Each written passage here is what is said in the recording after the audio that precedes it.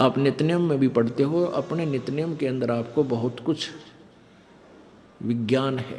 विज्ञान माने तत्व ज्ञान है, विशेष ज्ञान है। और इस ज्ञान को आप केवल एक रूटीन में पढ़ लेते हो कि हमने ये एक पढ़ना है, प्रतिदिन नित्यनियम करना ही करना है, लेकिन एक व्यवस्था बनाकर नहीं इसको प्रतिदिन करना चाहिए। जितनी देर भी इसको सुनो, किसी भी पार्ट को, इसके नित्यनियम का जितना भी बुद्धि मन निश्चल हो तेरा आपका, तो ये विचार करे कि इसमें क्या बोला है मालिक ने अपनी वाणी में, क्या आदेश है तेरे लिए।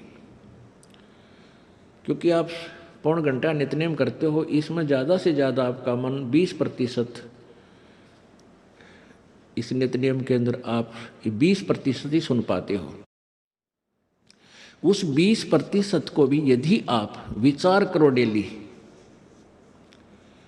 कि इसमें क्या आदेश है मालिक का, और फिर अपने जीवन को सारा दिन, उस दिन को ऐसे ही सुचारू रखो।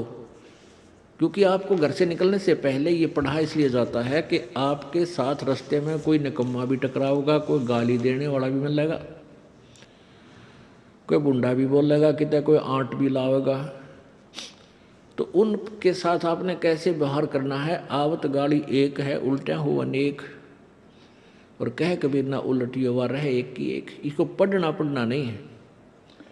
मान ले कोई बुंडा बोला है, गलत बोलता है, गाली देता है, तो उसने तो कर दिया यूँ काम, और आप भी उल्टा दोगे तो फिर 4 और देगा कि वो तो पूरे मूड में है, वो तो फुल मूड में है लड़ाई के में, और आप भी आगे से उल्टी बोल पड़ोगे तो वो तो 4 बैठा है। जब बसात क्या उनका मुकदमा रोज कर लेते दिन में। तो कहते परमात्मा आवत गाड़ी एक है, उल्टा हो अनेक, और कह कबीर ना उलटियो रहे एक का एक। और देख आगे कितनी प्यारी बात कही है। गाली ही से उपजे कलह, कष्ट और मौत, मृत्यु तक तो पहुंच जाती है एक छोटी सी गाली। गाली ही से उपजे कलह कष्ट और मीच, हार चले सो संत है, लाग मरे सो नीच। हम भगत भी हैं और दूसरा में बुंडा अच्छा बोल रहा है, और उसने मान लिया किसी किस कह दिया, हमने उसका 2 दड़ाक धर दिए, उल्टे भी बोल दिए, फिर वो मारण पर उतारू हो गए, फिर हमने उठोक दिया।